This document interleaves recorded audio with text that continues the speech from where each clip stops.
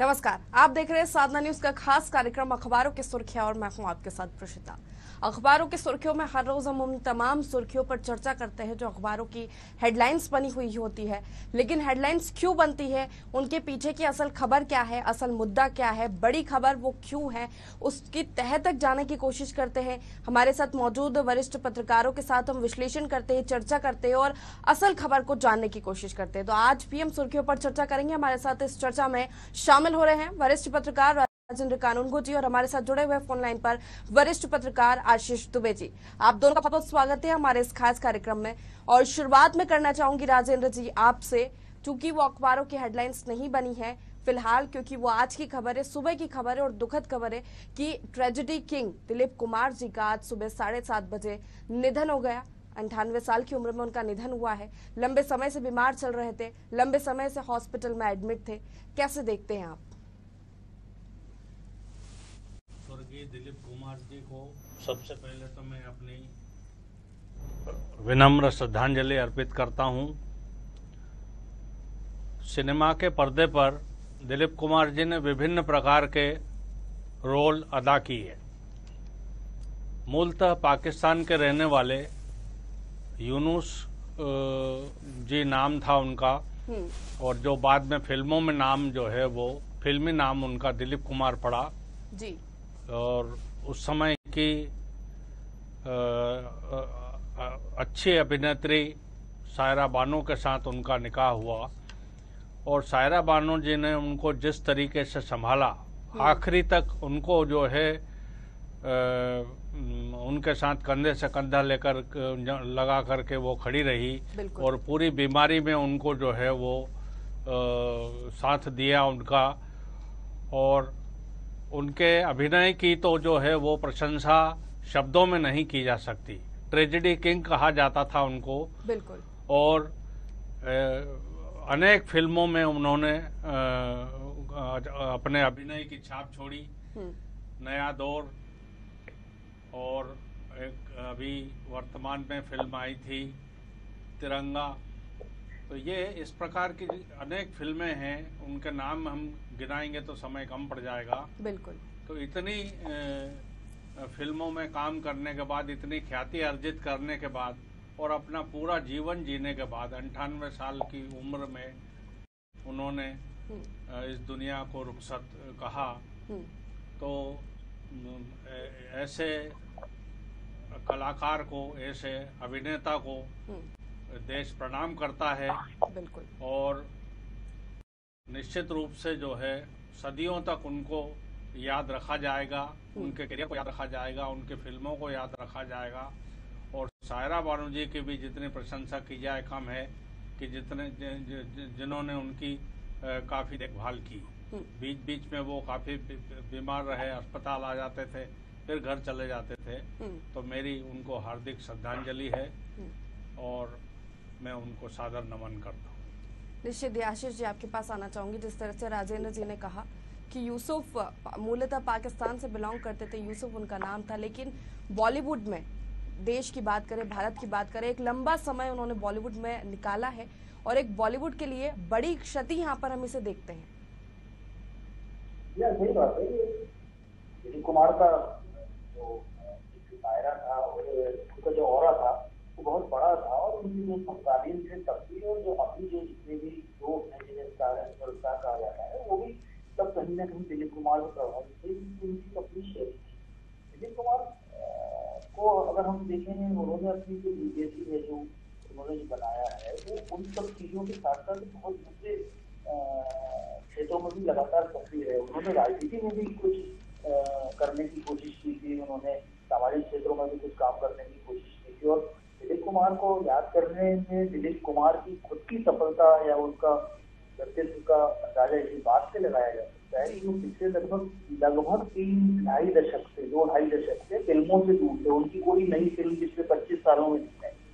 तो उनकी फिल्म आई थी शायद 92-93 में एक फिल्म आई थी, उसके बाद उनकी कोई फिल्म नहीं आई। लेकिन उन्हें उसके बाद भी उतनी तवज्जो, उनको उतना ही उन पर ध्यान दिया जाता था, उनकी हर चीज को उसी तरह से बारीकी से लोग देखते थे। ये किसी की बड़ी सफलता है कि वो पर्दे से ना रह के किसी की नजरों से ओझल नहीं हुआ। मैं मानता हूँ कि एक बड़ा नुकसान है, वो अपने आप में स्कूल है अभी नहीं। निश्चित ही ट्रेजेडी किंग उन्हें कहा जाता था और यादों में वे हमेशा रहेंगे। साधना न्यूज की ओर से भी दिलीप कुमार जी को भावपूर्ण श्रद्धांजलि हम अर्पित करते हैं। बढ़ते अगली खबरों की ओर, बड़ी खबर की ओर। जिस तरह से कल मोदी कैबिनेट के विस्तार से पहले राजेंद्र जी एक बड़ा बदलाव किया गया। एक साथ 4 राज्यों के राज्यपाल बदले गए और 4 नए नियुक्त किए गए। कैसे देखते हैं आप मोदी कैबिनेट के विस्तार से ठीक पहले एक बड़ा बदलाव जरूरी भी था? एक तो पुराने जो नेता थे जिनको कहीं ना कहीं उनकी राजनीतिक यात्रा जो उन्होंने की थी उसको और देश के प्रति जो उन्होंने सेवा भाव व्यक्त किया था, अपनी सेवाएं देश को दी थी, उनको कहीं ना कहीं जो है उनका सेवाओं का मूल्यांकन करना था, तो उनको राज्यपाल बनाया गया। कुछ राज्यपालों के तबादले किए गए हैं, एक स्टेट से दूसरे स्टेट में उनको भेजा गया है। मध्य प्रदेश में जहाँ तक अपन बात करते हैं तो मध्य प्रदेश के एक मंत्री थावरचंद जी गहलोत को जो है वो कर्नाटक का राज्यपाल बनाया गया और एक राज्यसभा की सीट भी इस कारण से खाली हुई है। और मध्य प्रदेश में भी अभी तक आनंदीबेन पटेल के पास यहाँ का राज्यपाल का चार्ज था, अतिरिक्त जो है वो प्रभार था, उसको भी कम करके तो मंगू भाई पटेल को जो है यहाँ पर राज्यपाल नियुक्त किया गया है। गुजरात के हैं, वो डिप्टी स्पीकर भी रह चुके हैं विधानसभा के। बिल्कुल। और उनकी भी सेवाएं जो है देश के प्रति कम नहीं हैं। और इस प्रकार से इस राज्यपालों के बदलाव को हम देखते हैं। इसके अतिरिक्त जो है अब आज कैबिनेट की विस्तार शाम को 6 बजे होना है, तो उस पृष्ठभूमि को देखते हुए राज्यपालों को जो है वो इधर उधर करना और नए राज्यपाल नियुक्त करना, ये जो है उसी दृष्टि से हम इसको देखेंगे। अब आने वाली जो शाम को 6 बजे क्या क्या परिवर्तन लेकर के आती है कैबिनेट में, कौन कौन को स्थान मिलता है, ये आने वाला शाम का 6 बजे के बाद का समय हमको बताएगा। निश्चित ही संभवतः आज मोदी कैबिनेट का विस्तार आज हो सकता है और कई मंत्रियों के नाम सामने आ रहे हैं जिनको कैबिनेट में जगह मिल सकती है। लेकिन फिलहाल अगर मध्य प्रदेश की बात करें तो नए राज्यपाल मध्य प्रदेश को मिले हैं आशीष जी। मंगूभाई छगनभाई पटेल की बात करें तो गुजरात के नवासारी से 6 बारी विधायक रह चुके हैं। जिस तरह से राजेंद्र जी ने कहा कि विधानसभा में स्पीकर भी रह चुके हैं। फिलहाल मोदी कैबिनेट में वन और पर्यावरण मंत्री थे और अब राज्यपाल का जो पद उन्हें मिला है मध्य प्रदेश में, कैसे देखते हैं?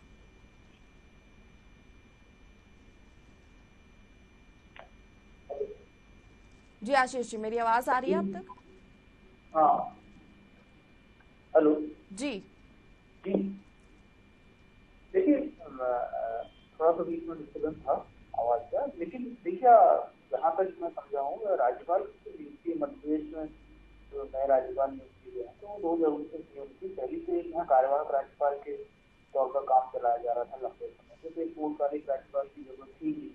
लेकिन ये नहीं हो गई कि लगातार दूसरा राज्यपाल भी मध्य प्रदेश को गुजरात से मिला है, तो एक बहुत सारी चीजें इसमें अंतर्निहित है, समझी भी जा सकती है। और ये मोदी जो है प्रधानमंत्री, उनके साथ काफी क्लोज इनका एसोसिएशन रहा है और उनका यहाँ पर आना और बहुत सारी चीजें इससे प्रभावित भी होंगी। लेकिन मध्य प्रदेश जो है गुजरात से मिलते जुलता एक उनकी सीमा से लगा हुआ है पूरा, और बहुत सारी जगहों पर खासतौर पर जो आदिवासी बेल्ट है और जो चीजें हैं वो बहुत ही इस तरह से प्रभावित होंगी, परोक्ष तौर पर प्रभावित होंगी। राज्यपाल सबसे परे होते हैं, लेकिन बहुत सारे इस नियुक्ति के जरिए बहुत सारे संदेश देने की कोशिश इसमें की गई है और इसका जो असर है ये इसको देखना अभी बाकी है। क्योंकि देखिए अगर आदिवासी वाला फैक्टर माना जाए, एक अनुभवी नेता वाली चीजें मानी जाए, बहुत सारी चीजों को अलग अलग तौर पर देखा जाए तो प्रधान जो राज्यपाल हैं वो इनमें कहना चाहिए कि परोक्ष तौर पर या इस तरह से जिन चीजों को प्रभावित जो चीजें होंगी उसमें एक जो सबसे बड़ी चीज सामने आएगी कि मध्य प्रदेश की जो प्रशासनिक की व्यवस्थाएं हैं उसमें किस तरह से एक, क्योंकि राज्यपाल प्रमुख तो होते हैं, जाहिर तौर पर सामने नहीं होते हैं, लेकिन बहुत सारी चीजें इनकी सुधरती हैं, बहुत सारे ढर्रे चीजें ठीक होते हैं। तो मध्य प्रदेश में 1 साल बाद अगर ये स्थिति बन रही है लगभग, तो इसकी जरूरत थी और ये देखा जाएगा। दूसरी बात यह है कि इसमें बहुत सारी जो नियुक्ति की गई है राज्यपालों की, मध्य प्रदेश में थावरचंद गहलोत एक बड़े आदिवासी और उस वक्त के नेता थे, दलित वर्ग के नेता थे, और उन्हें केंद्रीय मंत्रिमंडल से हटाया गया है। फिर केंद्रीय मंत्रिमंडल में संयोग है कि मध्य प्रदेश से एक और राज्यसभा से जो सांसद है ज्योतिरादित्य सिंधिया, उनके आने की लगभग पूरी उम्मीद हो गई है। तो थावरचंद गहलोत को कर्नाटक भेजना, मध्य प्रदेश के नेता को, बड़े नेता को, वो भी हाईकमान के बहुत करीबी नेता थे, उन्हें कर्नाटक भेजा गया है। तो सक्रिय राजनीति में रूल जरूर किया गया है, लेकिन इनको बड़े मिशन पर माना जा सकता है वहाँ पे। तो इस तरह की नियुक्तियां, रमेश बैस जो है मध्य प्रदेश छत्तीसगढ़ जो अविभाजित मध्य प्रदेश था, हम मान सकते हैं मध्य प्रदेश काफी लगभग उस वक्त के नेता थे वो, उन्हें भी उनकी राज्यपाल वाली जो जारी रखी हुई है, उन्हें झारखंड वापस लाया, एक बार झारखंड लाया गया है। तो वो एक आदिवासी राज्य के नेता रहे हैं और एक आदिवासी राज्य में उन्हें वापस लाया गया है झारखंड में। तो ये सारी नियुक्तियां जो है ये ठीक राष्ट्रपति के जरिए होती है, लेकिन इसमें केंद्र सरकार प्रधानमंत्री की सिफारिश भी होती है। तो इन चीजों को देखा जाएगा कि आगे इसका क्या असर होता है। जहाँ तक मंत्रिमंडल का सवाल है, जो आज पहली बार जो मंत्रिमंडल विस्तार कर रहे हैं, तो ये जो है मंत्रिमंडल जो है ये प्रशासनिक जरूरतों से ज्यादा एक राजनीतिक जरूरतों के हिसाब से डिजाइन किया जा रहा है। इसमें जो भी चेहरे आ रहे हैं, जो बाहर के दल आ रहे हैं, मतलब ये एनडीए का जो आज ऐसा देखा जाए कि अभी तो भाजपा की सरकार माना जा रहा था, एनडीए के नाम पर सिर्फ एक दल उसमें शामिल था, रामदास आठवले, बाकी अकाली दल बाहर हो चुका था। तो आज वो एनडीए सरकार का एक पूरा रूप सामने आ सकता है, क्योंकि कुछ और दल उसमें, दल के नेता जैसे नीतीश कुमार की पार्टी के नेता है, उत्तर प्रदेश के अनुप्रिया पटेल हैं, ये लोग जब शामिल होंगे तो आज वो एनडीए सरकार का जो है एक स्वरूप इसको देगा। और जाहिर है कि ये बहुत सारे राजनीतिक जो लिखित या अलिखित समझौते हैं उसके तहत ये मंत्रिमंडल बनाया जा रहा है, और इसका पूरा जो फोकस है तो सबसे ज्यादा उत्तर प्रदेश, उत्तराखंड, हिमाचल, ये जहाँ जो चुनाव होने वाले हैं, और अगले 2-3 सालों में और चुनाव होंगे, और उसके बाद फिर 2024 में लोकसभा का चुनाव होगा। तो उन सबकी जरूरतों और उन सबके राजनीतिक गुणाओं के हिसाब से कैबिनेट निश्चित ही।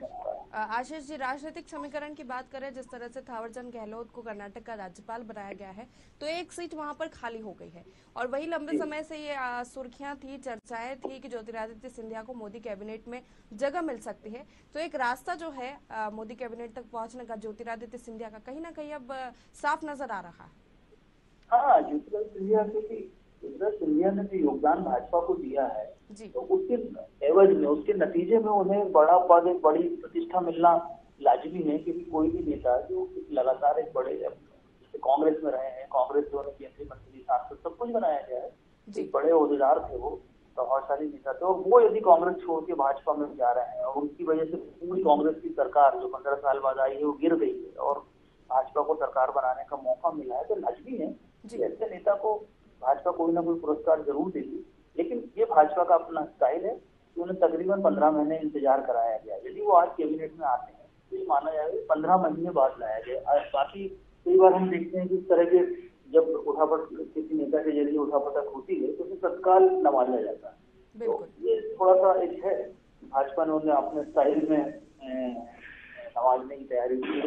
देखते हैं शाम को क्या आकार प्रकार होता है कैबिनेट का और उसके कद का। बिल्कुल, संभवतः आज मोदी कैबिनेट का विस्तार होने वाला है और दूसरे कार्यकाल में ये पहला विस्तार होगा। अब देखना होगा, ज्योतिरादित्य सिंधिया के साथ कई और राज्यों के कई मंत्रियों के नाम सामने आ रहे हैं, किन किन को कैबिनेट में जगह मिलती है, क्योंकि 22 सीटें अभी खाली है, ये देखने वाली बात होगी। बढ़ते अगली खबर की ओर, मध्य प्रदेश की बात करें तो कल शिवराज कैबिनेट की बैठक हुई। राजेंद्र जी, मैं आपसे लेना चाहूंगी, और उसमें अवैध कॉलोनियों को लेकर एक प्रस्ताव पास हुआ। हालांकि नगरीय निकाय चुनाव को देखते हुए इसे जोड़कर देखा जा रहा है कि 30% अवैध निर्माण अब वैध होगा। अवैध कॉलोनियों को वैध करने का जो प्रस्ताव है कल कैबिनेट में पास हो गया है, कैसे देखते हैं आप? देखिए, ये पूर्ण रूप से ये जो कैबिनेट में फैसला हुआ है, ये राजनीतिक दृष्टिकोण से ही इसको देखा जाना चाहिए। ये हर बार होता है, इसके पहले कोई ये नई बात नहीं है कि इस प्रकार अवैध कॉलोनियों को वैध किया गया है। इसके पहले भी अवैध कॉलोनियों को वैध किया गया है, और इस बार का ये जो फैसला है उनका, ये निश्चित रूप से चुनावी दृष्टि से ही इसको देखा जाना चाहिए जी। और ये एक ऐसी प्रक्रिया बन गई है कि पहले अवैध कॉलोनियां आप बना लीजिए, सरकार धीरे से उसको जब भी चाहेगी वैध कर देगी। तो ये परिपाटी कहीं से भी ठीक नहीं प्रतीत होती है कि जो लोग वैध तरीके से नियमानुसार चल करके अनेक प्रकार की फीस दे करके और कॉलोनियां बनाते हैं, जो वैध तरीके से आते हैं रास्ते से, और कुछ लोग ऐसे हैं जो अवैध तरीके से अपना कब्जा करके या और किसी तरीके से कुछ करके और इस प्रकार से इनका निर्माण कर लेते हैं, और बाद में जो है राजनीतिक दृष्टि से उसको जो है वोटर्स बढ़ाने के हिसाब से उसको इस प्रकार परिवर्तित कर दिया जाता है। और किसी अधिकारी पर जिनके कार्यकाल में ये अवैध निर्माण हुआ और अवैध कॉलोनियां बनाई गई, उस पर किसी पर कोई कार्रवाई आज तक नहीं की जाती, न की गई है अभी। तो ये एक गलत परंपरा है। इसको वैसे देखा जाए तो आम जनता तो इससे खुश होगी, क्योंकि जो वहाँ रह रहे हैं उनको बिजली की, पानी की, ड्रेनेज की तमाम सुविधाएं मिलेगी, और उन्होंने जो बगैर किसी प्रकार का धन खर्च किए और अवैध रूप से निर्माण कराए हैं और कॉलोनियां बनाई है, तो जो कॉलोनाइजर्स जो हैं वो भी इससे खुश होंगे। तो इस प्रकार से जो है ये सरकार का जो कदम है उनके लिए तो बहुत उचित है, अच्छा लगेगा उनको, और वो सरकार की तारीफ करेंगे और अगले चुनाव में उनके मतदाता बढ़ेंगे।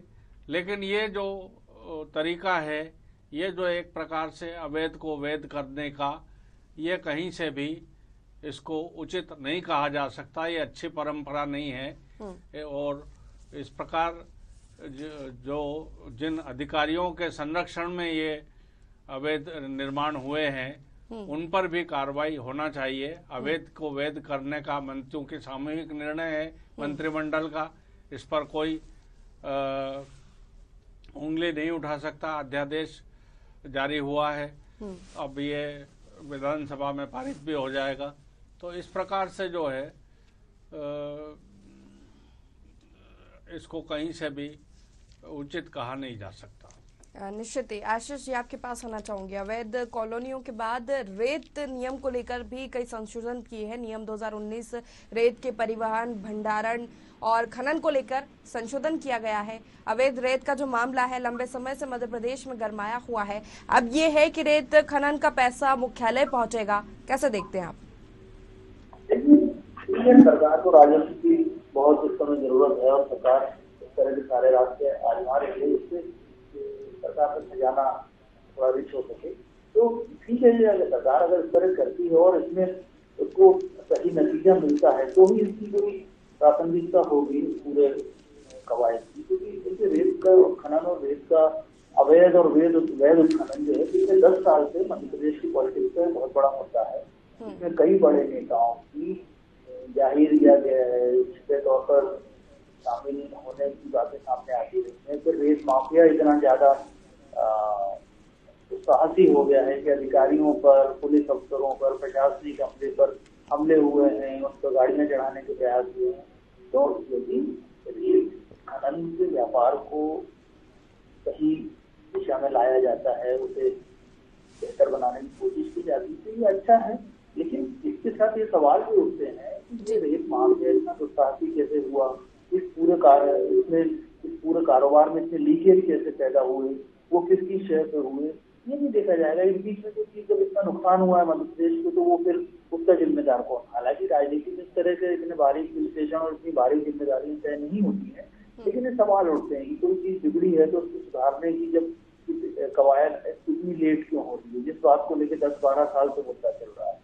अवैध कॉलोनी का मैं इतना जरूर कहना चाहूंगा इसमें कि अवैध कॉलोनी को वैध करके बहुत बड़े संख्या में लोगों को ये जो राहत देने की कोशिश की जा रही है, वो अच्छी बात हो सकती है। लेकिन मैं फिर भी कहूंगा कि अवैध कॉलोनी बनने क्यों नहीं। अवैध कॉलोनी बनती है तो नगर पालिका, नगर निगम, ग्राम पंचायत, जो भी जिम्मेदार छोटे से छोटा अमला होता है उसे पता होता है।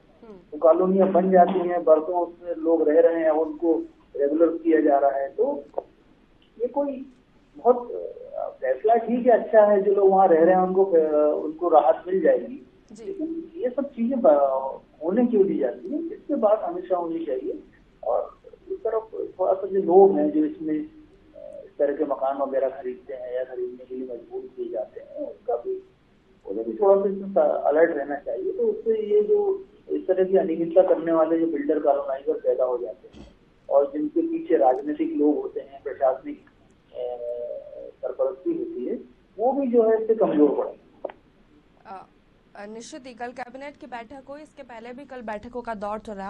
कानून व्यवस्था को लेकर सीएम शिवराज सिंह चौहान ने समीक्षा बैठक की, राजेंद्र जी, और यहां पर वो सख्त नजर आए। उन्होंने अधिकारियों को फटकार लगाई और ये कहा है कि सोशल मीडिया पर छवि खराब कर रहे हैं लोग और कलेक्टर और एसपी सोते रहते हैं। ये जो बैठक हुई इसके क्या मायने निकाले जाए? अभी नेमावर हत्याकांड जो हुआ, जघन्य हत्याकांड हुआ, उसके बाद अलीराजपुर से एक महिला के साथ मारपीट का वीडियो सामने आया था। फिर हम धार की बात करें, दूसरे ही दिन धार से भी एक महिला के साथ मारपीट का मामला सामने आया था। उसके बाद ये मामले जो है गरमाने लगे, फिर संज्ञान में लिया गया और कानून व्यवस्था को लेकर सीएम शिवराज सिंह चौहान ने कैबिनेट बैठक की और अधिकारियों को फटकार भी लगाई। ये भी कहा कि बेटी महिला अपराध पर रिकॉर्ड समय में कार्रवाई करना निश्चित करे। इस तरह के निर्देश भी उन्होंने दिए हैं। राजेंद्र जी, देखिए जो अपराध की श्रेणी है वो उसको देखें हम यदि, तो अलग अलग प्रकार के अपराध हो रहे हैं।